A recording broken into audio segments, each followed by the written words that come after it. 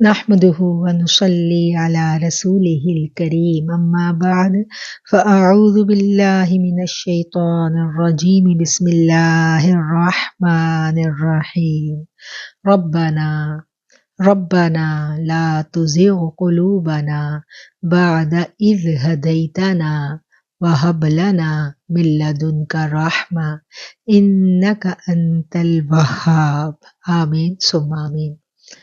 یہ آیت ہے سورہ آل عمران کی اور یہ قرآنی دعا ہے، اور یہ وہ قرآنی دعا ہے جس کو ہم اکثر اپنے پروگرامز میں مانگتے ہیں، مل کے مانگتے ہیں اللہ کے حضور، اور بڑے دل سے مانگتے ہیں۔ اور مجھ تک یہ سوال آیا کہ ہمیں اس دعا کو بھی سمجھنا چاہیے کہ ہم یہ دعا اتنی زیادہ کیوں مانگتے ہیں، اور کیا یہ جو اس دعا کے الفاظ ہیں کہ اے اللہ تو ربنا لا تزغ قلوبنا، اے اللہ کہ تو ہمارے دلوں کو ہدایت قبول کر لینے کے بعد دوبارہ کجی اور گمراہی کی جانب مت موڑنا۔ اس دعا میں ہم یہی مانگتے ہیں نا، تو کیا ہدایت قبول کر لینے کے بعد پھر بھی انسان کا دل گمراہی کی جانب مڑ سکتا ہے؟ یہ سوال تھا۔ اور اگلا سوال یہ تھا کہ اگر ایسا ممکن ہے تو اس سے پھر بچا کیسے جائے، اور ایسا کیوں ہوتا ہے جب ہدایت قبول کر لی گئی تو پھر دوبارہ بیک گیئر کیوں لگ جاتا ہے؟ تو آج میں نے سوچا کہ رب سے ملن کی راہوں پر چلتے چلتے یہ والا جو ایک ہمارے ذہنوں میں ابہام پیدا ہو رہا ہے کہ ایک دفعہ ہم ہدایت کے رستے پر چل پڑیں تو پھر واپسی نہیں ہے، بس پھر ہم آگے ہی جائیں گے، تو اس چیز کو بھی ہم تھوڑا سا کلیئر کر لیں۔ یہ جو رب کے ملن کی راہیں ہیں نا، یہ سانپوں والی لڈو ہے۔ جیسے ہم سانپوں والی لڈو کھیلتے ہیں نا، تو سیڑھیاں فٹافٹ ہم لک چل رہی ہوتی ہے، اور ہم سیڑھیاں چڑھتے ہیں اور اوپر چلے جاتے ہیں ایک دم، اور کبھی کبھی ہمارے اوپر جو ہے نا ایسا آتا ہے کہ سانپ ڈستا ہے اور ہم نیچے آ جاتے ہیں، تو یہ بھی بالکل ایسا ہی ہے۔ اور اس بارے میں یہ والی جو بات ہے نا، اس کو سمجھنے کے لیے ہمیں نبی کریم صلی اللہ علیہ وآلہ وسلم کی اس حدیث کو دیکھنا ہے جو آپ نے صراط مستقیم کے بارے میں جو حدیث ہے نا آپ کی، ہم اس حدیث کو دیکھیں گے۔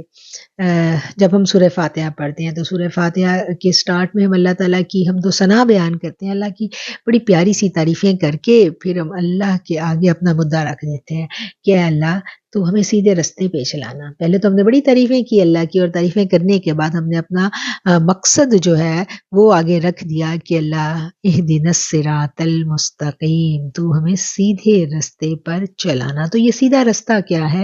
اور جو سیدھے رستے پر چلتا ہے وہی ہدایت یافتہ ہوتا ہے۔ اور کیا ایک مرتبہ سیدھے رستے پر ہم چل پڑیں، اپنی گاڑی اس موٹر وے پہ ڈال لیں تو بس پھر آنکھیں بند، پھر سیدھے ہم کامیابی کے ٹول پلازا پر ہی نکلیں گے، پھر سیدھا ہمارا جو خاتمہ ہے وہ ایمان پر ہی ہوگا۔ یہ طے ہے، یہ یقین ہے، ایسا نہیں ہے۔ نبی کریم صلی اللہ علیہ وسلم کی حدیث ہے نا، انما الاعمال بالخواتیم، اعمال کا دار و مدار خاتمے پر ہے۔ یہ جو دنیا ہے نا، یہ جو مسلمان کی دنیا ہے، یہ جو ایمان والے کی دنیا ہے، اس میں ہار اور جیت کا فیصلہ اینڈ لائن پہ ہوتا ہے۔ اینڈ لائن پہ جو جیت گیا سو جیت گیا۔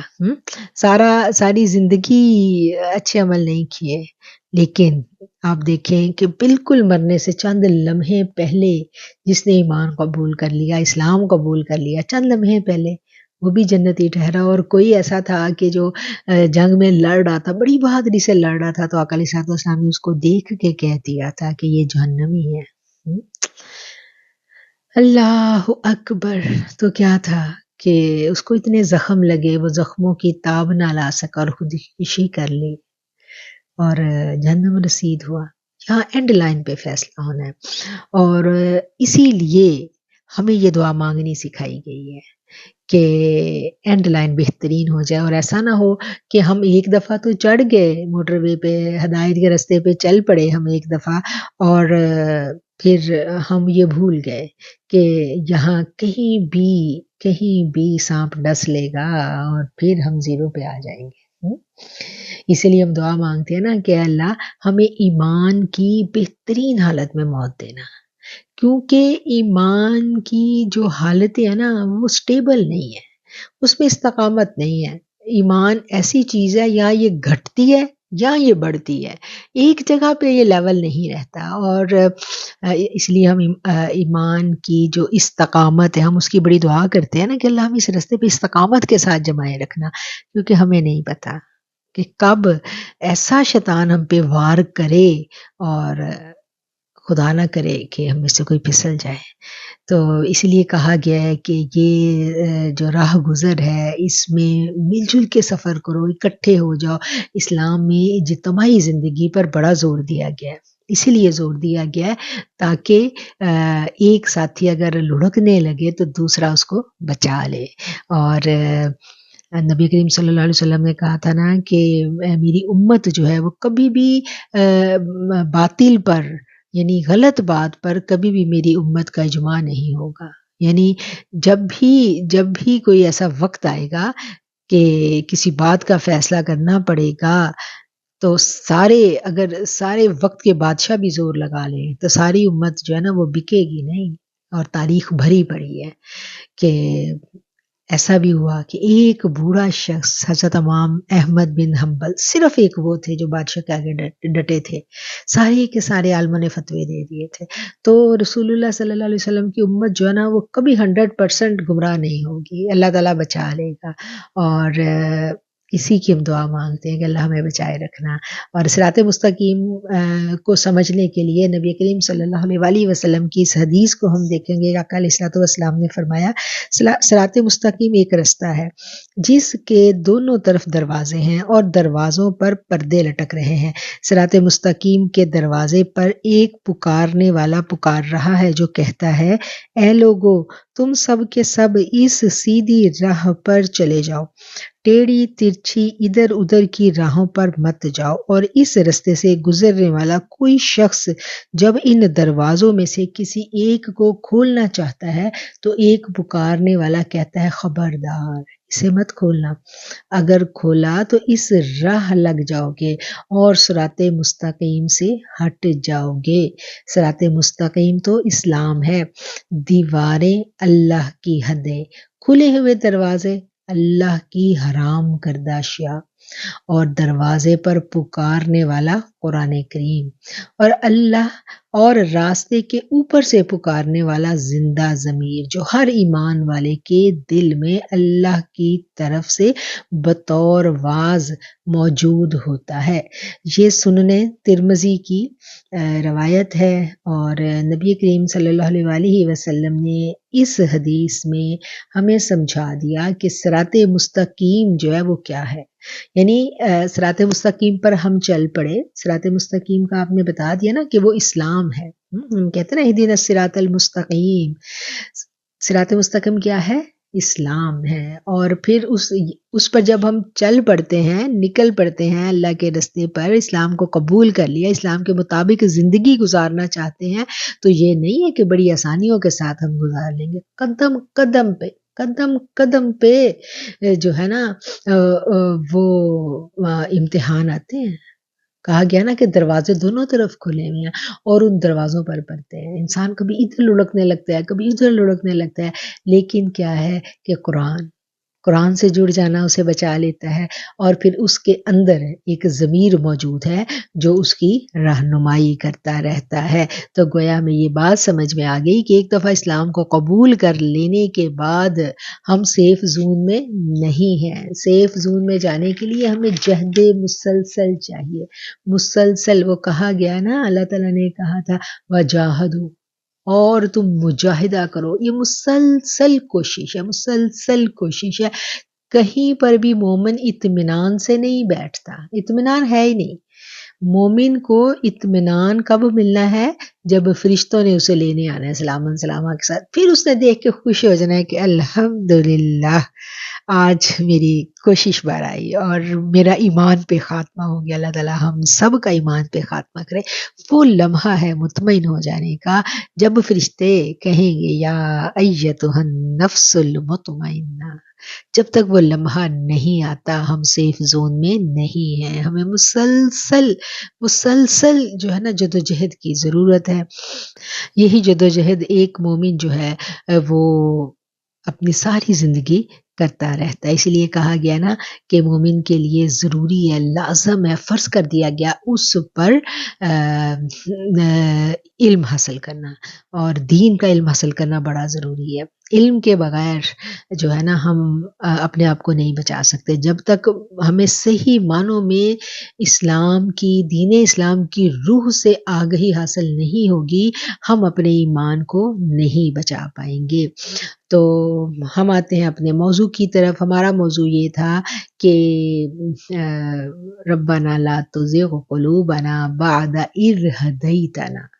تو بعد اذ ہدیتنا، یہ ہدایت کو ہم دیکھتے ہیں۔ اے اللہ تو ہمارے دلوں کو کجی اور گمراہی کی جانب مت موڑنا، اس کے بعد کہ تو ہمیں ہدایت دے چکا ہے۔ تو یہ ہدایت کیا ہے؟ ہم نے ہدایت کو آج سمجھنا ہے، اچھا سا ہم نے ہدایت کو سمجھ لینا ہے کہ ہدایت کیا ہے اور ہدایت یافتہ لوگ کون ہیں، اور ہمیں کیسے پتہ چلے کہ ہم ہدایت پر ہیں۔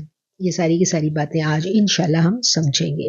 اللہ اور اس کے رسول صلی اللہ علیہ وآلہ وسلم کو ایسے پہچاننا جیسے انہیں پہچاننے کا حق ہے، اطاعت سے اتباع پر آ جانا۔ یہ میں ہدایت کی نشانیاں بتا رہی ہوں، ہم نے اپنے آپ کو چیک کرنا ہے کہ کیا ہم ہدایت پر ہیں۔ تو یہ ساری کی ساری باتیں ہمیں پتہ ہونی چاہیے۔ ہم نے اپنا چیک یہ کرنا ہے کہ کیا ہم اللہ اور اس کے رسول صلی اللہ علیہ وآلہ وسلم کو ایسے پہچانتے ہیں جیسے ان کو پہچاننے کا حق ہے۔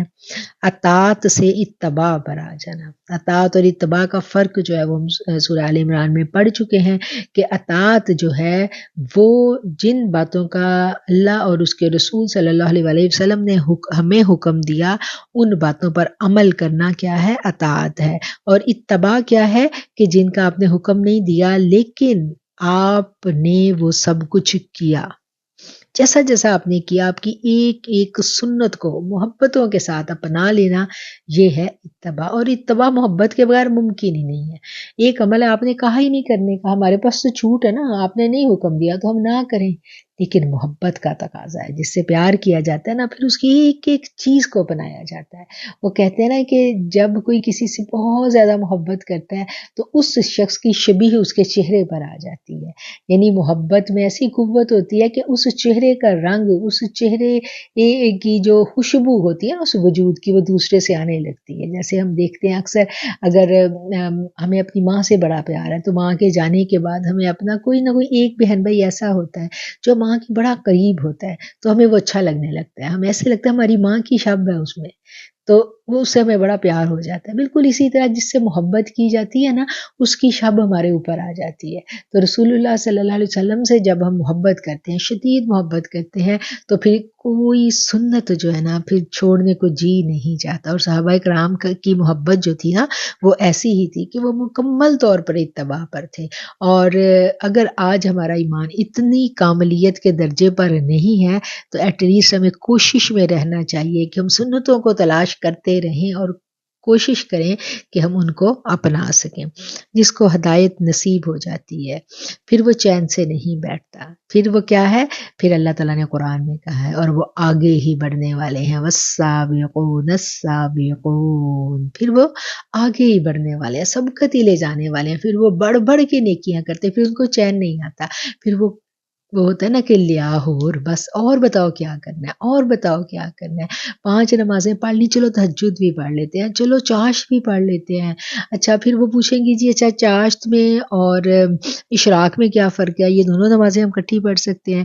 پھر کیا ہے کہ پھر اوابین کے نفل کتنے پڑھنے ہیں؟ پھر بس یہ لگ پڑتی ہے نا، ایک لت پڑ جاتی ہے کہ بس آگے ہی بڑھنا ہے۔ پھر کیا ہے کہ والسابقون السابقون، اور وہ آگے ہی بڑھنے والے ہیں، ان کی صف میں انسان آ جاتا ہے۔ پھر اللہ پتہ ہے کیا کرتا ہے، جس کو اللہ ہدایت دیتا ہے نا، پھر اللہ اس کی ہدایت کو بڑھاتا چلا جاتا ہے۔ اس آیت میں آتا ہے نا، ربنا لا تزغ قلوبنا بعد اذ ہدیتنا وہب لنا من لدنک رحمہ انک انت الوہاب، بے شک اللہ تو وہاب ہے۔ وہاب کیا ہے؟ ہم وہاب کو بھی دیکھتے ہیں۔ وہاب کے جو معنی ہے نا، وہاب اللہ کا صفاتی نام ہے، اور وہاب کے جو معنی ہے لغت میں جو بیان کیے گئے ہیں، وہ یہاں پر اس کے 3 مفہوم میں بیان کروں گی۔ سب سے پہلا کیا ہے؟ وہاب کہتے ہیں ایسا عطا کرنے والا جس کی عطا میں کوئی غرض شامل نہ ہو، یعنی بے غرض ہو کے عطا ہی عطا، اس کو وہاب کہتے ہیں۔ دوسرا وہاب کا معنی ہے فیاض۔ فیاض کیا ہوتا ہے؟ کہ کھلے دل سے عطا کرنا، کھلے دل سے مانگا تو بس جھولیاں بھر بھر کے دے دینا۔ اور تیسرا کیا ہے وہاب کا معنی؟ بے سوال عطا کرنا، یعنی مانگا نہیں ہے، بس جا کے کھڑے ہو گئے ہیں، اور اس رب کو پتا ہے کہ یہ بندہ میرے پاس آ گیا تو اس کی یہ صفت ہے کہ وہ بن مانگے دیتا ہے، وہ عطا پہ عطا کرتا چلا جاتا ہے۔ تو وہاب کی کون کون سے ہم نے پڑھ لی، وہاب کے معنی کیا کیا دیکھے ہم نے؟ ایک تھا فیاض، بے دریغ دینا، اور ایسا عطا کرنے والا جس میں کوئی غرض شامل نہ ہو، دیا تو بس دیتے چلے گئے۔ اور تیسرا کیا ہے؟ سوال کیے بنا بھی عطا کرنا، یہ وہاب کی صفات ہے۔ اور یہاں اس دعا کو جب ہم مانگتے ہیں تو اللہ کے اس صفاتی نام کے ساتھ مانگتے ہیں کہ اللہ تو ہمارے دلوں کو دوبارہ ٹیڑھ کی جانب راغب نہ کرنا، بے شک تو وہاب ہے۔ اور وہاب جو ہے یہ اسم قلوب کی اصلاح کے لیے جو علماء کرام ہے وہ اس پر بڑا زور دیتے ہیں کہ اگر ہم اپنے قلب کی اصلاح چاہتے ہیں، جسمانی اور روحانی بیماریوں سے، قلبی بیماریوں سے چھٹکارا چاہتے ہیں، تو ہم یا وہابو کا ذکر کثرت سے کریں۔ مال و دولت کی تنگ دستی ہے تو تب بھی ہم اس کا ذکر کثرت سے کریں۔ وہاب کیا ہے؟ عطا ہی عطا ہے، دینا ہی دینا، بے غرض دینا، بے حساب دینے والا، ٹھیک ہے۔ اور یہاں پر وہاب استعمال ہوا ہے دل کی ہدایت کے لیے، دل کی ہدایت مانگی اللہ سے اور اللہ کو پکارا اس کے اس صفاتی نام سے کہ یا وہاب، وہاب سے پکارا نا، انک انت الوہاب، کہ تو عطا کرنے والا ہے۔ کیسے عطا کرنے والا ہے؟ بغیر غرض کے بہت زیادہ عطا کرنے والا ہے، بن مانگے عطا کرنے والا ہے۔ ہمارا کیا کام ہے؟ ہمارا کام ہے کہ ہم جھولی تیرے آگے پھیلا دیں، اور ہم جھولی کس چیز کے لیے پھیلا رہے ہیں؟ کہ اللہ ہمیں ہدایت دے دے، ہمارے دلوں کو سیدھا رکھیے، اور دلوں میں ٹیڑھ نہ آنے پائے۔ اور دلوں کی ٹیڑھ کیا ہے اس کو بھی ہم آج سمجھیں گے۔ جو ہدایت ہوتی ہے نا، ہدایت، اس کو سمجھنے کے لیے ہم تھوڑا سا اور غور و فکر کریں تو ہمیں پتہ چلتا ہے کہ ہدایت کے بھی 3 درجے ہیں۔ ہدایت کے 3 درجے کون سے ہیں؟ سب سے پہلے زبان سے اقرار۔ پہلا درجہ کیا ہے؟ جب ہم اسلام کو قبول کرتے ہیں تو پہلی شرط یہی ہے نا، زبان سے اقرار۔ دوسرا درجہ کیا ہے؟ دل سے تصدیق کرنا۔ اور تیسرا درجہ کیا ہے؟ عمل سے اس کا اظہار کرنا۔ اب اسلام جب قبول کیا جاتا ہے تو سب سے پہلے کیا ہوتا ہے؟ زبان سے اقرار، کلمہ پڑھ لیا، پھر اس کے بعد کیا ہے کہ دل سے اس کی تصدیق کی۔ اچھا، یہ جو دل سے تصدیق ہے نا، یہ خفیہ معاملہ ہے، یہ صرف اللہ اور اس کے بندے کو پتہ ہے، دوسرے کوئی نہیں جانتا اس کو۔ اسی لیے کہا گیا ہے لا اکراہ فی الدین، دین میں کوئی زور زبردستی نہیں ہے۔ کسی کو ڈنڈے مار کے، تلوار کے زور پہ ہم کلمہ تو پڑھا لیں گے، لیکن کیا ہے کہ دل سے تصدیق کروانا ہمارے اختیار میں نہیں ہے، وہ مانے نہ مانے۔ اسی لیے کہہ دیا گیا کہ دین میں زور زبردستی نہیں ہے۔ اور تیسرا کیا ہے؟ جب کلمہ زبان سے اقرار کر لیا اور دل کا معاملہ خفیہ ہے، اللہ کے ساتھ ہے، ٹھیک ہے۔ اور تیسری بات کیا آ گئی؟ اب عمل کا اظہار ہے۔ عمل کا اظہار کیا ہے؟ سب سے پہلے نماز کا ٹائم ہوا تو نماز فرض ہو گئی۔ اب کیا ہے کہ حلیہ مسلمانوں والا، عورت ہے تو اس نے اپنے سطر کو ڈھانپنا ہے، اور مرد ہے تو اس کے اوپر بھی پابندیاں لگ گئیں کہ اپنی نگاہوں کو غلط استعمال نہیں کرنا، اور مطلب کہ ظاہری عمل میں بھی تبدیلی، اور نیت کی پکڑ، وہ تو رب کا اور بندے کا معاملہ ہے، ٹھیک ہو گیا۔ اور زبان سے قبول کر لیا۔ اب کیا ہے کہ زبان سے تو قبول کر لیا، لیکن دل نہیں مانتا. دل میں کیا ہے کہ دل میں کچھ بس ایسے ایسے ہو رہا ہے. دل میں تنگی ہے کیونکہ ابھی جو زبان سے قبول کیا تھا نا وہ بھی دل میں نہیں اترا. جب انسان کے دل میں اللہ کا پیغام اتر جاتا ہے نا تو پھر انسان کا دل جو ہے نا وہ اس پر راضی ہو جاتا ہے. اور جب دل راضی ہو جاتا ہے نا تو پھر دل مطمئن ہو جاتا ہے. پھر دل میں وسوسہ نہیں رہتا. پھر دل اس کی تصدیق کر لیتا ہے. پھر جو ہے نا دل کا اطمینان جو ہے نا وہ کہا جاتا ہے نا کہ الا بذکر اللہ لتطمئن القلوب، کہ اللہ کا جو ذکر ہے اسی سے دل اطمینان پکڑتے ہیں. آپ زبان سے جتنا مرضی ذکر کری جائیں. زبان کا ذکر کیا ہوتا ہے؟ زبان کے ذکر کو کہا جاتا ہے کہ زبان کا ذکر لقلقہ ہے. زبان پہ سے جتنا مرضی ذکر کریں دل مطمئن نہیں ہوگا.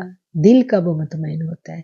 جب بات دل کے اندر اتر جاتی ہے پھر دل اطمینان پکڑ لیتا ہے. پھر آپ کا دل بھی چپ کے اپنے رب کو یاد کرتا ہے. صبح و شام وہ اپنے رب کی تسبیح بیان کرتے ہیں. ادعوا ربکم تضرعا وخیفا. اللہ کے بندے اللہ کو چپ کے گڑ گڑاتے ہوئے پکارتے ہیں. اللہ قرآن میں اپنے بندوں کی صفت بیان کرتا ہے. تو جب اللہ کی محبت دلوں کے اندر گھر کر جاتی ہے تو پھر انسان کیا ہے کہ پھر انسان زبان سے بھی اللہ کو پکارتا ہے، اونچی آواز میں بھی پکارتا ہے، اور پھر جی ہی جی میں بھی پکارتا ہے. پھر کہیں پر بھی کوئی تضاد نہیں رہ جاتا. کیسے تضاد نہیں رہ جاتا کہ یہ کہا گیا نا سب سے پہلے زبان سے اقرار ہے، پھر کیا ہے دل سے تسلیم کرنا، پھر عمل، تینوں باتیں. تو جو مومن ہے نا، جو ہدایت یافتہ لوگ ہیں، وہ ان تینوں مقامات میں بالکل پرفیکٹ ہوتے ہیں. ان کی یہ تینوں چیزیں ایک ہوتی ہیں. جو بات دل میں ہے وہی زبان پر ہے اور وہی ان کا عمل ہے. یہ کس چیز کی نشانی ہے؟ یہ ایمان والے کی نشانی ہے. جب ہدایت بندے کو نصیب ہو جاتی ہے تو پھر اس کے قول میں اور اس کے عمل میں کہیں پر بھی کوئی تضاد نہیں رہتا. کیوں؟ کیونکہ جو انسان کا دل ہے نا، یہ اس میں بڑی قوت ہے. انسان کی جو عقل ہے وہ اس کے دل کے تابع ہوتی ہے. تو گویا ہدایت کا تعلق جو ہے وہ انسان کے دل سے ہے. اور عقل کب تابع ہوتی ہے انسان کے دل کے؟ عقل جو ہے وہ دل کے تابع ہوتی ہے، اور ایمان، انسان کا جو ایمان ہے نا اس کا تعلق اس کے دل سے ہے. یعنی قلبی کیفیت کا نام ہی ایمان ہے نا. اگر دل سے یقین ہے، پختہ دل میں یقین ہے تو وہی ایمان ہے نا. دل میں کہیں پر کوئی وسوسہ نہ ہو، بالکل راسخ یقین ہو، وہی ایمان ہے. اور دل کی ٹیڑھ کیا ہے؟ ٹیڑھے دل کب ہوتے ہیں؟ جب دل ٹیڑھے ہو جاتے ہیں نا تو پھر عقلیں بھی ٹیڑھی ہو جاتی ہیں. ایک انسان ہے، وہ اسلام کو قبول کر لیتا ہے، ٹھیک ہے، وہ کافر تھا، وہ نان مسلم تھا، اب وہ مسلمان ہو گیا. اب اس کے اوپر لازم ہے کہ جو اس کے دل میں ہے وہی اس کی زبان پر ہو، وہی اس کے عمل میں ہو. یہ مومن ہو گیا. اچھا، اب کیا ہوتا ہے کہ کچھ لوگ اسلام تو قبول کر لیتے ہیں لیکن دل کے اندر ان کے اطمینان نہیں ہوتا. وہ اپنے مسلمان ہونے پر مطمئن نہیں ہوتے. تو پھر کیا ہے؟ پھر دلوں میں نفاق جنم لیتا ہے. اور دلوں کا نفاق کیا ہے؟ کہ دلوں کا نفاق جو ہے نا وہ بڑا خطرناک ہے. جب دل میں نفاق ہوگا تو پھر دل کی جو بات ہے نا اس کو عقل قبول نہیں کرے گی. پھر دل ٹیڑھے ہو گئے تو عقلیں بھی ٹیڑھی ہو جاتی ہیں، اور جب عقلیں ٹیڑھی ہوتی ہیں تو پھر عمل جو ہے نا اس میں ریاکاری آ جاتی ہے. ریا کیا ہے؟ لوگوں کو دکھلانے کے لیے کچھ اور عمل، اور جب آپ تنہا ہیں تو کچھ اور. اللہ تعالیٰ نے منافقین کی نشانیاں قرآن کریم میں بیان کی ہے نا.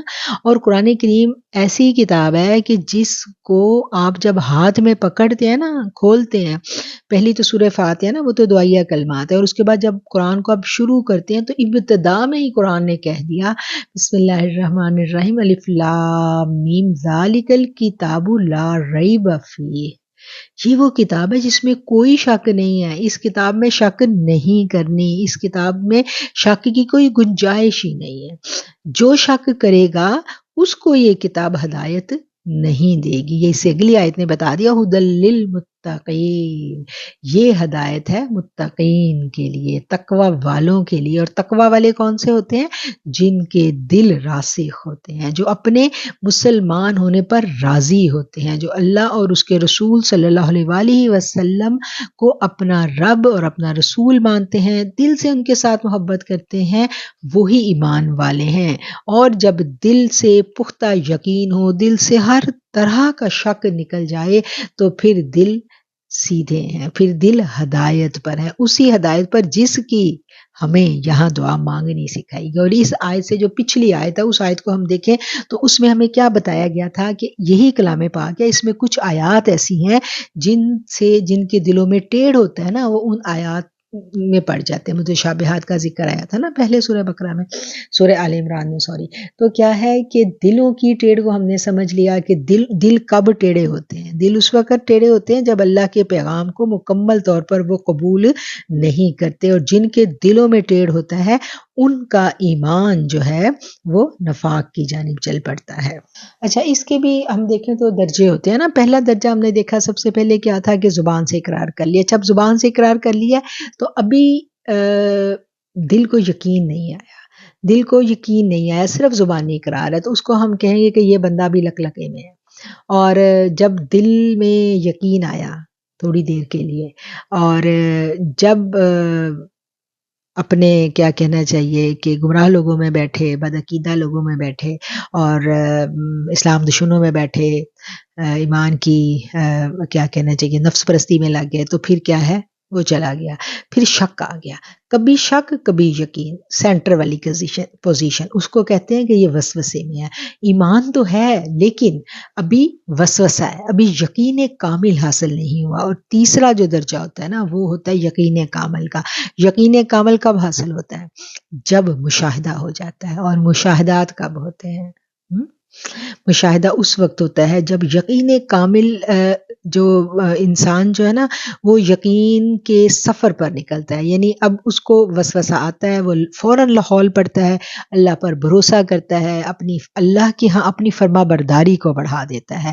پھر وسوسہ تو شیطان ڈالتا ہے نا، یہ تو ساری زندگی شیطان نے ڈالنے ہیں وسوسے، اور پھر اس کو کیا ہے، وہ وسوسے کو پہچاننا شروع کر دیتا ہے، اس کو سمجھ آ جاتی ہے کہ یہ اب شیطان کی طرف سے میسیج آئے۔ وہ جیسے ہمیں بہت ساری ای میل آتی ہے نا، ہم اپنا ان باکس کھولتے ہیں تو ہمیں فوراً وہ دیکھ کے پتہ چل رہا ہے یہ بھی جنک ہے، یہ بھی جنک ہے، دیکھتے سارا ہم ان کو فوراً ڈسٹ بن میں ڈالتے جاتے ہیں۔ تو ایسا وسوسے کا خیال لمحہ بھر کو شیطان ہمارے اندر ڈالتا ہے، اور ہم فوراً اس کو ڈیلیٹ پہ ڈالتے ہیں، فوراً ڈیلیٹ پہ ڈالتے ہیں۔ تو کیا ہے کہ دھیرے دھیرے ہمارا سیکورٹی سسٹم اتنا زبردست ہو جاتا ہے کہ وہ پھر ان وسوسوں کو ایکسیپٹ ہی نہیں کرتا۔ تو پھر جب یہ والی کیفیت ہو جاتی ہے تو پھر کیا ہے کہ پھر ہمیں مشاہدات ہونے شروع ہو جاتے ہیں، پھر ہمیں حق چیز نظر آنے لگتی ہے، اور یقین اتنا پختہ ہو جاتا ہے۔ جب تک ہمارا یقین پختہ نہیں ہوتا، ٹھیک ہے نا، تب تک ہمارا ایمان مکمل نہیں ہوتا۔ اور یقین کب پختہ ہوتا ہے؟ جب ہم حق کو پہچان لیتے ہیں، اور حق کو پہچاننے کے لیے ہمیں تھوڑی سی محنت کی ضرورت ہوتی ہے، دین اسلام میں پورے کا پورا داخل ہو جانا ہوتا ہے، اور نبی کریم صلی اللہ علیہ وآلہ وسلم کے ساتھ تعلق کو مضبوط کر دینا ہوتا ہے۔ تو پھر ہم اپنے دین کو ایسا پہچاننے لگتے ہیں کہ پھر اللہ تعالیٰ ہمیں مشاہدات کروانے شروع کر دیتا ہے، پھر ہم اپنی آنکھوں سے ہمیں نظر آنے لگتا ہے۔ پھر کیا ہے کہ پھر کوئی جھوٹ بول رہا ہے نا، ہمیں پتہ چل رہا ہے کہ ہمیں پھر جھوٹ کی بدبو محسوس ہونے لگتی ہے۔ وہ سب سے جو ہدایت یافتہ لوگ تھے وہ کون تھے؟ وہ صحابہ کرام تھے نا۔ تو صحابہ کرام کو ہم دیکھتے ہیں کہ صحابہ کرام نے نبی کریم صلی اللہ علیہ وآلہ وسلم کا دیدار کیا، کھلی آنکھوں سے آقا علیہ الصلوۃ والسلام کو دیکھا، آپ کے ساتھ اٹھے بیٹھے، آپ کے معجزات دیکھے، معجزات نبوی بھی دیکھے تھے نا انہوں نے۔ تو ان کا جو یقین کمال کا تھا، مشاہدہ انہوں نے آنکھوں سے کیا، چاند کو 2 ٹکڑے ہوتے دیکھا، آقا علیہ الصلوۃ والسلام کے کتنے معجزات ہیں حیات مبارکہ کے جو صحابہ نے اپنی آنکھوں سے دیکھے۔ تو ان کا تو مشاہدات کو اتنا زبردست انہوں نے دیکھا کہ ان کا زبردست ایمان تھا۔ دوسری طرف ہم دیکھتے ہیں کہ انہیں لوگوں میں ایسے لوگ موجود تھے نا جنہوں نے ساری زندگی اسلام کو قبول نہیں کیا، اور وہ کافر ہی مرے، بے دین ہی مرے۔ تو ان کو کیا یہ مشاہدات نہیں ہو رہے تھے؟ ان کو بھی ہو رہے تھے، مشاہدات تو سب کو ہو رہے تھے نا۔ سب دیکھ رہے تھے مشاہدات، سب کو پتا تھا، ابو جہل کو بھی پتا تھا، ابو لہب کو بھی پتا تھا، عبداللہ بن ابی کو بھی پتا تھا، سب کو مشاہدات تھے، آنکھوں سے دیکھتے تھے معجزات کو، مانتے نہیں تھے۔ کیوں؟ کیونکہ وہ ان کے دلوں میں نفاق تھا، دلوں میں ٹیڑھ تھی، بے انصاف تھے، اپنی ذات کے ساتھ بھی انصاف نہیں کر رہے تھے۔ انصاف کیا ہے؟ انصاف یہ ہے کہ جب حق کو ہم پہچان لیں تو پھر حق کو قبول کر لیں، اور حق کو قبول کرنا کس کو سب سے گراں گزرتا ہے؟ فرما برداری کرنی پڑتی ہے نا، جس کو ہم حق سمجھ کے، دیکھیں ہم اسلام کو ہم نے دین حق سمجھ کے قبول کر لیا، اور ہم نے یقین کر لیا کہ دین سچا ہے اور قرآن کریم سچی کتاب ہے۔ اب جب قرآن پکڑیں گے تو احکامات ہی احکامات ہیں، کتنے حکم ہیں جو قرآن کہتا ہے مانو، تو ماننا پڑے گا نا۔ تو ماننا جب نہیں ہے تو پھر کیا ہے؟ تو پھر ہم نہیں مانیں گے۔ جب نہیں مانیں گے تو کیا ہے کہ حق کو پہچان لیا اور اس کے باوجود ایمان نہیں لے کے آئے تو اپنی جان کے ساتھ ظلم کیا، بے انصافی کی، ظلم کیا، اور متکبر ہو گئے، اپنے آپ کو بڑا جان لیا، ناشکرے ہو گئے۔ یہ ساری کی ساری جو ہے نا بری خصلتیں، یہ ساری اس انسان میں ہوتی ہیں جو حق کو پہچان لینے کے باوجود قبول نہیں کرتا۔ نبی کریم صلی اللہ علیہ وسلم کی ہم حیات مبارکہ کو دیکھیں نا تو میرے آقا کا تو دل کرتا تھا کہ سارے مکہ والے اسلام قبول کر لیں۔ آپ نے کتنی محنت کی، آپ کا جی چاہتا تھا پورا عرب مسلمان ہو جائے، آپ نے کیسے کیسے سفر کیے تبلیغ دین کے لیے، آپ کہاں کہاں گئے۔ طائف کا سفر تو ہم سب نے پڑھا ہے نا، کتنی مشقتیں اٹھائیں، کس لیے؟ دعوت دین کے لیے، کہ یہ دین پھیلے اور سب اسلام کو قبول کر لیں، سب کو ایمان کی دولت نصیب ہو جائے۔ لیکن سب کو نہیں ملا ایمان، کس کو ملا کس کو نہیں ملا؟ چلے ہم مکہ میں چلتے ہیں، ہم دیکھتے ہیں کہ آپ مکہ میں دعوتیں دے رہے ہیں، لوگوں نے آپ کو پہچان بھی لی ہے، اور جو پرانی کتابیں تھیں اس میں بھی ساری نشانیاں پوری ہو رہی ہیں۔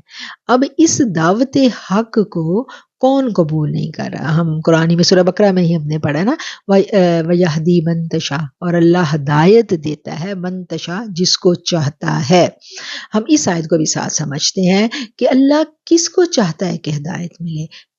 اللہ کے تو سارے ہی بندے ہیں، اللہ کو تو یعنی نعوذ باللہ ہمیں یہ لگتا ہے کہ اللہ تو کیوں چاہے گا کہ کسی کو ملے یا نہ ملے، اللہ کیوں بے انصافی کرے گا؟ اللہ بے انصافی نہیں کرتا، بے انصافی ہم خود اپنے ساتھ کرتے ہیں۔ کیسے؟ اللہ اس بندے کو ضرور ہدایت دے دیتا ہے جو اللہ کا دشمن ہے، اس کو ہدایت مل جاتی ہے، لیکن جو اس کے حبیب سے دشمنی کرتا ہے اس کو ہدایت نہیں ملتی۔ ابو لہب ابو جہل نے کیا کیا تھا؟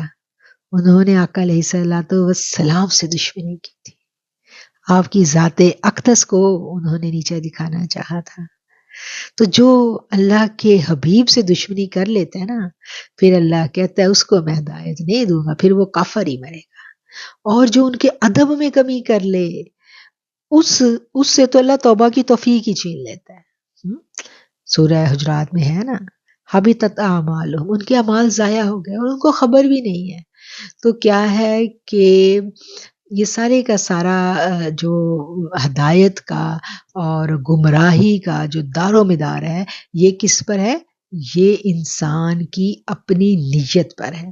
اگر کسی شخص کی نیت ٹھیک ہے، ٹھیک ہے، اس کی نیت ٹھیک ہے، اور اس کو اس کے دل میں کہیں کوئی ٹیڑھ نہیں ہے، اور اس نے نبی کریم صلی اللہ علیہ وسلم کا زمانہ پایا، بہت بہت سے واقعات ہیں، بہت سے ہم سردار دیکھتے ہیں، بہت سے لوگوں کو ہم دیکھتے ہیں کہ وہ لوگ بہت بڑے بڑے بتوں کے پجاری تھے، بہت بڑے بڑے مشرک تھے، لیکن انہوں نے کلمہ پڑھا، سرداری چھوڑی، سب کچھ چھوڑ دیا، کہ انہوں نے آقا کے لیے دل میں بغض نہیں رکھا تھا۔ لیکن جو آقا کے سامنے آ گیا، ڈٹ گیا، اور جس نے آقا سے دشمنی لے لی اور آقا کی بیعت بھی کر دی، پھر اللہ نے اس کو ہدایت نہیں دی، پھر اس کو نہیں ہدایت ملی۔ اور بڑے بڑے دشمنوں کو بھی ہدایت مل گئی، ٹھیک ہے نا، دشمن تھے لیکن تکذیب نہیں کی تھی۔ تو جو آقا علیہ الصلوۃ والسلام کی جس نے تکذیب کی، پھر اللہ کہتا ہے کہ یہ اب میرے ہاتھ میں ہے، وَيَهْدِي مَن تَشَاءُ، پھر اللہ نے نہیں چاہا تو نہیں ملی، عبداللہ بن ابی کیا کرتا تھا؟ ہاں، منافق تھا نا، اور منافق کو بھی ہدایت نہیں ملتی. کیوں نہیں ملتی منافق کو ہدایت؟ اللہ قرآن میں کہتا ہے نا یخادعون اللہ، وہ دھوکہ دیتے ہیں اللہ کو. منافق کا کیا کام ہے؟ منافق کا کام ہے وہ دھوکہ دیتا ہے، وہ اپنے آپ کو بھی دھوکہ دیتا ہے اور یہ سمجھتا ہے کہ میں اللہ کو دھوکہ دے رہا ہوں، اور وہ جو تصور کرتا ہے کہ میں رسول صلی اللہ علیہ وسلم کو دھوکہ دے رہا ہوں. تو دھوکہ دینے والے کو ہدایت نہیں ملتی. ٹھیک ہے نا؟ تو منافق کو ہدایت کیوں نہیں ملتی؟ کیونکہ وہ دھوکہ دیتا ہے، وہ اللہ کے دوستوں کو دھوکہ دیتا ہے، مومنوں کو دھوکہ دیتا ہے. وہ بیٹھتا اٹھتا مومنوں میں تو کہتا ہے میں تمہارے ساتھ ہوں، اور جب اپنے دوستوں میں جاتا ہے، ہم نے سورہ بقرہ میں پڑھا ہے نا یہ پورے کے پورے واقعات ان لوگوں کے، منافقین کی نشانیاں ہم نے پڑھی ہے نا. تو یہ وہ لوگ ہیں جن کے بارے میں اللہ کہتا ہے کہ پھر میں ان کو ہدایت نہیں دیتا. اور اب جو آپ لوگوں کا سوال تھا نا کہ کیا اسلام کو قبول کر لینے کے بعد بھی یہ گنجائش ہے کہ دوبارہ دل ٹیڑھے ہو جائیں، تو سمجھ آئیے منافق تو بنتا ہی اسلام کو قبول کرنے کے بعد ہے. جو نفاق والے تھے پہلے وہ مسلمان ہوئے تھے، پہلے انہوں نے کلمہ پڑھا تھا، ٹھیک ہے، کلمہ پڑھ لیا، مسلمان ہو گئے، اور پھر نفس کی پیروی کی، اور پھر اس پیروی میں اتنے آگے بڑھ گئے، اتنے آگے بڑھ گئے کہ دھوکہ دینے پہ آ گئے. اور اللہ سے کیا چیز پوشیدہ ہے؟ وہ اپنی تدبیریں کرتے تھے تو ادھر قرآن میں آیتیں اتر آتی تھیں، وہ تدبیریں کرتے تھے نا، بڑی خفیہ تدبیریں کرتے تھے، اور پھر اللہ تعالیٰ نبی کریم صلی اللہ علیہ وسلم کو سب کچھ بتا دیتے تھے. اور پھر جب نبی کریم صلی اللہ علیہ وسلم نے، ہم دیکھتے ہیں کہ منافق جو تھا عبداللہ بن ابی، اس کے لیے دعا کی تھی، تو اللہ نے کیا کہا تھا؟ اپنے محبوب کو اللہ نے کہہ دیا تھا کہ تم 70 بار بھی اس کے لیے بخشش مانگو تو میں اس کو نہیں بخشوں گا. کیونکہ اللہ کو اپنے جو پیارے بندے ہوتے ہیں نا، اپنے جو محبوب ہوتے ہیں، جو ان کو چیٹ کرنے کی کوشش کرتا ہے، جو ان کے ساتھ دھوکہ دہی کرتا ہے، جو ان کے ساتھ منافقت کرتا ہے، پھر اللہ اس کو ہدایت نہیں دیتا. اور جس کو ہدایت کی طلب ہے اس کو اپنے دل کا جائزہ لینا ہے کہ کہیں میرے دل کے اندر تو نفاق پیدا نہیں ہو رہا. دیکھیں گناہ گار ہونا، گناہ گار جو ہے نا، گناہ گار جب توبہ کرتا ہے اللہ معاف کر دیتا ہے، لیکن منافق سے توبہ کی توفیق ہی اٹھ جاتی ہے. وہ سیدھا ہی توبہ استغفار، اس کے بارے میں کہا گیا ہے کہ وہ جہنم کے نچلے درجوں میں ہوں گے، وہ سپرلیٹو ڈگری میں چلا جاتا ہے. اور اس لیے ہمیں یہ دعا مانگنی سکھائی گئی ہے کہ اللہ ہمیں ایک دفعہ ہدایت دے دی تو دوبارہ ہمارے دلوں کو کجی اور ٹیڑھ کی جانب جو ہے وہ مت موڑنا. اور جو ہدایت ہے نا، یہ اللہ کی بہت بڑی نعمت ہے، اور اللہ اپنی نعمتیں اپنے دوستوں کو دیتا ہے، اور اپنے دوستوں کے جو دشمن ہے نا ان کو اللہ نعمتیں نہیں دیتا. نعمت تو بڑی اللہ کی کرم سے ملتی ہے نا، کہ اللہ، ہم کہتے ہیں نا کہ اللہ جس پہ چاہتا ہے اپنا فضل کر دیتا ہے. تو بھئی یہ تو ساری کی ساری اللہ والی ونڈ ہے، اللہ جس پہ چاہے. تو اللہ جس پہ چاہتا ہے نا، اللہ نے پھر بتا دیا ہے کہ وہ کون سے بندے ہیں جو اس کیٹیگری میں نہیں آئیں گے، وہ میری چاہت میں کبھی بھی نہیں آئیں گے. وہ نفاق والے دل ہیں جو کبھی بھی اس کیٹیگری میں نہیں آئیں گے، جن کا فیصلہ صرف اللہ نے اپنے ہاتھ میں رکھ لیا، جن کے لیے وقت کے رسول صلی اللہ علیہ وسلم آپ نے بھی دعا کی، ان کے حق میں نہیں اللہ نے قبول کی. تو یہ بہت سمجھنے والی باتیں، ہمیں ان چیزوں کا شعور ہونا چاہیے. یہ جو چھوٹی چھوٹی دعائیں ہم مانگتے ہیں نا رب سے، ان کی گہرائی میں اترتے ہیں تو پتہ چلتا ہے ان کی وسعت کا، ان کی جامعیت کا. تو آج میں نے سوچا کہ آج کا جو پورا سیشن ہے ہم اسی سوال کے جواب پہ لگا دیں، اس بات کو سمجھنے پہ لگا دیں کہ کن کو ہدایت نہیں ملتی، اور اسلام کو قبول کر لینے کے بعد دل ٹیڑھے کیسے ہو جاتے ہیں. اور یہ جو ہم نے آیت پڑھی سورہ بقرہ میں ہی وَيَهْدِي مَن تَشَاءُ، تو ہمیں یہ پتہ چل جائے کہ اللہ جس کو چاہتا ہے ہدایت دیتا ہے. ہمیں پتہ چل جائے کہ اللہ کس کو نہیں چاہتا. اللہ کے تو سارے ہی بندے ہیں نا، اپنے بندوں میں اللہ فرق کیوں کرے گا؟ اس فرق کرنے کا سبب کون سے اعمال ہیں، ان اعمال کا ہمیں پتہ چل جائے تاکہ ہم ان اعمال سے بچ سکیں. ہدایت کی طلب جو ہے نا، ہدایت کی طلب رکھنا، جو ہدایت کی طلب رکھتا ہے اس کے لیے کیا ہے؟ پھر وہ ہدایت مانگتا ہے. سب سے پہلے طلب ہے، اور پھر ہدایت کو مانگنا فرض کر دیا گیا، لازمی مانگنی ہے. سورہ فاتحہ میں منگوائی گئی، ہم سے لازمی منگوائی گئی، دن میں 5 ٹائم تو لازمی مانگنی ہے اور بار بار مانگنی ہے. ہے، ٹھیک ہے نا؟ اور کون ہے بندہ کہ جس میں یہ جو طلب ہے نا، ہدایت کی طلب، کس کے دل میں پیدا نہیں ہوتی؟ اس کے دل میں پیدا نہیں ہوتی جو اپنی پوجا خود کرتا ہے، ٹھیک ہے نا؟ کیونکہ اپنی عبادت وہ خود کر رہا ہوتا ہے، اپنے نفس کو پوج رہا ہوتا ہے، اپنے نفس کی عبادت کر رہا ہوتا ہے، اپنے نفس کی بات ماننا، زبان سے تو اسلام کو قبول کر لیا، لیکن اب کیا کہ اب اللہ کے حکم نہیں مانے جاتے، ماننی دل کی ہے، اور دل کیا ہے؟ دل کے اوپر کون حاکم ہوا ہوا ہے؟ دل کے اوپر نفس حاکم ہوا ہوا ہے، اور دل کی ماننی، اور پھر دل کی صبح و شام جب ہم مانیں گے تو پھر کیا کہ ہم اپنے نفس کی پوجا شروع کر دیں گے، پھر عبادت بھی آئے گی تو ریا کی آئے گی، پھر وہ اگر عبادت بھی بندہ کرے گا نا تو شیطان اس کے دل میں یہی ڈالے گا کہ یہ تم عبادت جو کر رہے ہو نا، میں سب جگہ اعلان کرتا ہوں کہ تم عبادت کر رہے ہو، اور دیکھو لوگ تمہیں نیک سمجھیں گے، تو پھر کیا ہے کہ پھر وہ نیکی کے لبادے میں شیطان ان کو لوٹتا ہے، کیسے کیسے وہ اپنے عمل خود برباد کرتے ہیں، صرف اور صرف اپنی نیتوں کی کجی کی وجہ سے، دلوں میں ٹیڑھ آ گئی، اور اسی لیے قرآن کریم کی سورہ زاریات کی آیت ہے نا، وَفِي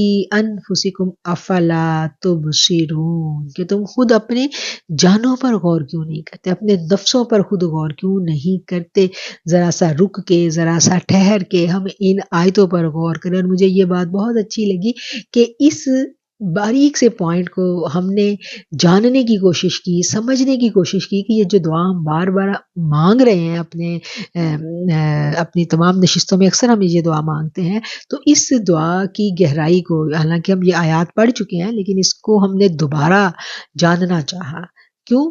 کیونکہ یہ بہت ضروری ہے ہمارے لیے جاننا، اور جنہوں نے جاننے کی خواہش کی انہوں نے یقیناً تدبر کیا، غور و فکر کیا الفاظ پر، اور ان کے دلوں نے انہیں کہا کہ یہ کیا ہے، اور جستجو کی، سمجھنے کی، سیکھنے کی، اور جب ہمیں یہ باتیں سمجھ میں آ جاتی ہیں تو پھر آپ دیکھیں کہ پھر ان دعاؤں کو جب ہم مانگتے ہیں تو پھر مانگنے کی لذت ہی کچھ اور ہوتی ہے۔ جو منافق ہوتا ہے نا، اس کی ایک اور نشانی ہے، منافق جو ہوتا ہے نا، اس کا دل کبھی اطمینان نہیں پکڑتا، وہ ہمیشہ وسوسے میں رہتا ہے۔ نفاق کی بھی لیولز ہے نا، ایک تو بہت سپرلیٹیو ڈگری ہے، اور ایک تھوڑا کم درجے کا منافق ہے، تو جو سب سے کم درجے کا منافق ہوتا ہے نا، اس کا دل وسوسے میں ہوتا ہے، وہ کبھی ادھر ایمان والوں میں بیٹھتا ہے تو ان کے ساتھ ہوتا ہے، اٹھ کے جاتا ہے تو پھر ان کے ساتھ ہوتا ہے، نفاق والے میں بیٹھے گا تو ان کے ساتھ وہ اوپر نیچے ہوتا رہتا ہے، تو پھر اس کے لیے کیا ہے کہ جب اس کو اس چیز کا احساس ہو جائے کہ میرے دل میں نفاق پیدا ہو رہا ہے، اور اس کی پہلی نشانی کیا ظاہر ہو رہی ہے کہ وسوسے بہت آ رہے ہیں، وسوسے بہت آ رہے ہیں، تو پھر اس کے لیے اذکار تعلیم دیے گئے ہیں، اللہ کی اپنی فرما برداری کو بڑھا دینا ہے، نیکوں کی صحبت کو اختیار کرنا ہے، تو پھر اپنے آپ کو کہیں نہ کہیں کسی نہ کسی کی اطاعت میں دے دینا ہے۔ نفس جو ہوتا ہے نا، نفس، اس کو اطاعت بڑی گراں گزرتی ہے، ہم جو کہتے ہیں نا کہ دیکھیں آپ نے کہیں نہ کہیں ہدایت یافتہ بندوں کا جو ساتھ ہے وہ اختیار کر لیں، کہیں نہ کہیں ہم ایسے لوگوں کی صحبت اختیار کر لیں جو مل جل کر جو ہے وہ اللہ کی تلاش میں سرگرداں ہیں، جو مل جل کر اپنی اصلاح کے لیے کوشاں ہیں، ہمیں ان کی مائیت اختیار کرنے کا کہا جاتا ہے نا، تو یہ کیوں کہا جاتا ہے؟ اس لیے کہ جب مومنوں کی ایک جماعت مل کر اللہ کے دین کو سیکھنے کی کوشش کرتی ہے تو اس جماعت کے اوپر اللہ کا ہاتھ ہوتا ہے، جب اس جماعت پہ اللہ کا ہاتھ ہوتا ہے تو اس جماعت کے پورے قوانین ہمیں سمجھا دیے گئے ہیں کہ جب ایک جماعت مل کے مومنین کی اللہ کے دین کو سیکھے گی تو پھر اس کے اصول و ضوابط ہیں، پھر ان کا جو ادھر ہی پھر ہمیں بتایا گیا کہ جو ان کا امام ہوگا، جو ان کا استاد ہوگا، استاد کا ادب و احترام بتایا گیا، استاد کے احترام کے جو تقاضے ہیں جب تک وہ پورے نہیں کیے جائیں گے تب تک آپ دین کو صحیح طور پر سیکھ نہیں سکیں گے، وہ فیوز و برکات آپ نہیں پا سکیں گے، تو استاد کا احترام جتنا خوبصورتی کے ساتھ ہمیں دین اسلام نے سکھایا اور کسی نے نہیں سکھایا، بہت احترام استاد کا اللہ نے ہمیں سکھایا ہے۔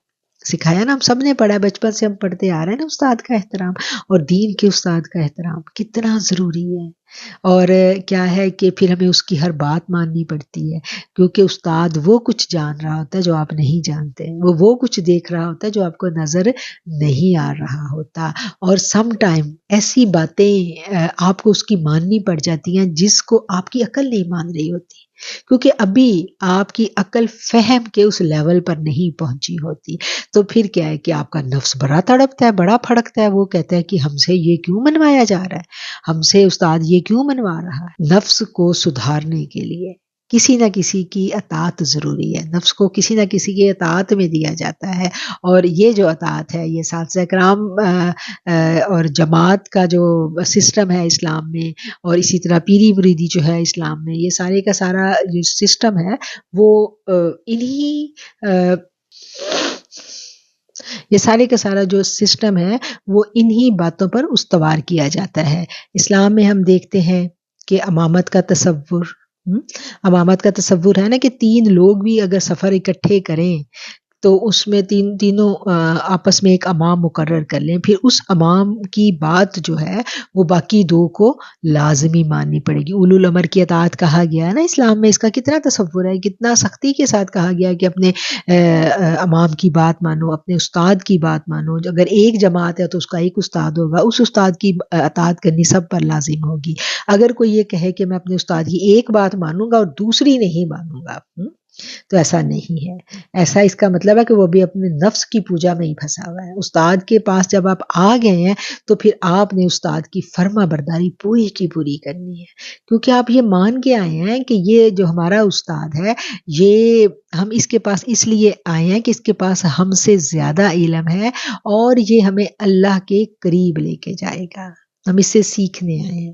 اور پہلا آپ دیکھیں کہ جب استاد کی اطاعت انسان سیکھ لیتا ہے نا کرنی، استاد کی فرما برداری کرنی آ جاتی ہے، تو شروع میں تو نفس بڑا پھڑکتا ہے، پھر نفس کو ہم سدھار لیتے ہیں، پھر نفس کے ساتھ جنگ ہو کے، لڑائی ہو کے، پھر نفس کو ہم ماننے کی عادت ڈال دیتے ہیں، اور جب نفس ماننے کی عادت نفس کو پڑ جاتی ہے تو پھر نفس کے لیے اللہ کے احکامات کے آگے سر جھکانا مشکل نہیں رہتا۔ وہ ہے نا جس کا کوئی استاد نہیں ہے، پھر شیطان اس کا استاد ہوتا ہے، اسی لیے کہا جاتا ہے۔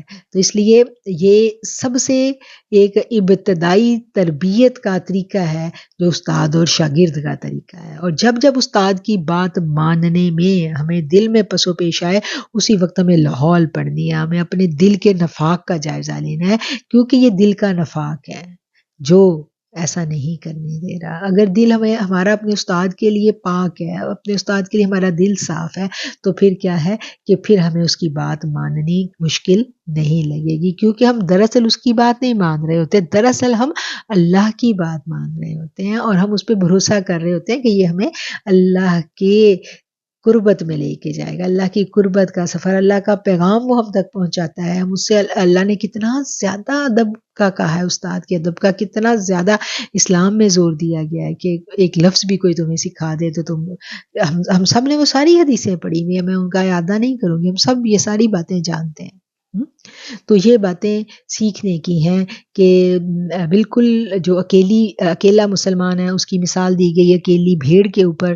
کیوں بھیڑ کے اوپر کے لیے دی گئی مثال؟ کہ اکیلی بھیڑ جو ہے اس کو بھیڑیا جلدی سے اچک لے جاتا ہے۔ اسلام نے کہا ایک جماعت کی شکل اختیار کر لو، اکٹھے ہو جاؤ، جب مشکل وقت آئے گا، جب ایمان بچانا مشکل ہو جائے گا تو پھر کیا کہا، ایمان والے اکٹھے ہو جائیں، اور جب ایمان والے اکٹھے ہو جائیں تو پھر آگے ایمان والوں کو کیا کہا، اپنا ایک امام مقرر کر لو، اور اپنا جب ایمان مقرر کر لو تو پھر اس کی اطاعت اور فرما برداری کرو۔ ایک جماعت جو ہوتی ہے نا اس کا ایک ہی امام ہوتا ہے، یہ نہیں ہوتا کہ ایک جماعت کے بہت سارے امام ہوں، تو وہ جماعت جو ہے وہ کبھی کسی کی بات بھی نہیں سیکھ سکتی۔ ایک ہی نہج پہ ایک امام جو ہے وہ اپنے سارے جو اسٹوڈنٹس ہوتے ہیں، جو اپنے سارے فالوورز ہوتے ہیں، وہ ان کی تربیت کرتا ہے۔ اچھا اب یہ نہیں ہے کہ ایک استاد ہے تو اس کا دوسرے استاد سے کوئی اختلاف ہے، نہیں، ہر ایک کی، ہر جماعت کا جو استاد ہے وہ اپنے طریقے سے اللہ کا پیغام جو ہے اپنے انداز سے جس انداز سے اس نے اپنے استادوں سے سیکھا ہے وہ اپنے اسٹوڈنٹس کو سکھاتا ہے، اور سب کا سلیبس سیم ہے۔ طریقہ کار میں تھوڑا بہت اختلاف ہو سکتا ہے اور ہوتا ہے، ڈیفینیٹلی ہوتا ہے، ہر استاد کا سکھانے کا انداز تھوڑا بہت مختلف ہوتا ہے، اس میں کوئی شک نہیں ہے، لیکن سلیبس ایک ہے، مقصد ایک ہے، اور مقصد کیا ہے؟ لا مقصود الا اللہ، لا مطلوب الا اللہ۔ آج ہم اس بات کو بھی سمجھ لیتے ہیں کہ اس کا کیا مطلب ہے۔ اللہ جو ہے نا، مومن کا مقصود صرف اور صرف اللہ ہے، صرف اللہ، اللہ تک پہنچنا ہے مومن نے۔ مومن جو ہے نا، اللہ اس کی ضرورت نہیں ہے۔ کبھی یہ مت سوچیں کہ اللہ ہماری ضرورت ہے اور بس ہم نے اپنی دعائیں ساری کی ساری اللہ سے قبول کروانی ہے اور پھر ختم، خلاص، ایسا نہیں ہے۔ اللہ ہماری ضرورت نہیں ہے، اللہ ہمارا مقصود ہے۔ ضرورت تو وہ ہوتی ہے نا، ضرورت پوری ہو گئی تو ختم، ہماری خواہشیں پوری ہو گئی تو پھر کیا ختم، پھر کوئی تعلق نہیں رکھنا اللہ کے ساتھ۔ ایسا نہیں ہوتا، اللہ تو مقصود ہوتا ہے، اللہ تو ہمیں ہر حال میں چاہیے، ہر حال میں چاہیے، خوشی میں بھی، غم میں بھی، دکھوں میں بھی، سکھوں میں بھی، بیماری میں بھی، صحت تندرستی میں بھی، عبادت میں بھی۔ محبت بھی کرنی ہے تو اللہ سے، پوجا بھی کرنی ہے تو اللہ کی، اطاعت بھی کرنی ہے تو اللہ کی، بندگی بھی کرنی ہے تو اللہ کی، اپنی جھولی بھی پھیلانی ہے تو اللہ کے لیے، پیار بھی کرنا ہے تو اللہ سے۔ مقصود ہی وہ ہے، طلب ہی اللہ ہے۔ اللہ کو ضرورت کے لیے مت رکھیں کہ بس مجھے یہ میرے مسئلے ہیں اور یہ میرے مسئلے حل ہو جائیں تو پھر میں کہاں تو اللہ کہاں، ایسا نہیں ہے۔ اللہ کے ساتھ تعلق جو ہے نا، وہ ہماری زندگیوں کا مقصود۔ اللہ جو ہے نا، یہ ہمارے دلوں کا مقصود ہے۔ دل کو یہ پتہ ہونا چاہیے کہ میرے اندر طلب کس کی ہے۔ جب دل میں یہ طلب پیدا ہو جائے کہ میں نے اپنے رب کو پانا ہے، تو پھر دل جو ہے نا، وہ اپنے رب کی رضا پہ راضی رہنا سیکھ لیتا ہے، اور جب دل رب کی رضا پہ راضی رہنا سیکھ لیتا ہے تو پھر دل جو ہے نا، وہ اطمینان پکڑ لیتا ہے، اور جب دلوں کا اطمینان حاصل ہو جاتا ہے تو پھر کیا ہے؟ فلا خوف علیہم ولا هم يحزنون الا ان اولیاء اللہ، ہے نا یہ والی آیت کہ اللہ کے جو دوست ہیں نا، ان کو کوئی خوف اور غم نہیں ہوگا۔ پھر اللہ ان لوگوں کو اپنے دوست ڈکلیئر کر دیتا ہے، الا ان اولیاء اللہ۔ پھر اللہ ان کے ساتھ جب اعلان دوستی کر دیتا ہے تو پھر اللہ سے زیادہ کون ہے جو دوست کی دوستی کو نبھائے؟ اور یہی دوستی ہمارا مقصود ہونی چاہیے، یہی ہماری طلب ہونی چاہیے، یہی دوستی ہماری چاہت ہونی چاہیے۔ اب سمجھ آ گئی کہ ربنا لا تزغ قلوبنا بعد اذ ہدیتنا وہب لنا من لدنک رحمہ انک انت الوہاب۔ آمین ثم آمین۔ جزاک اللہ خیر، وآخر دعوانا ان الحمد للہ رب العالمین۔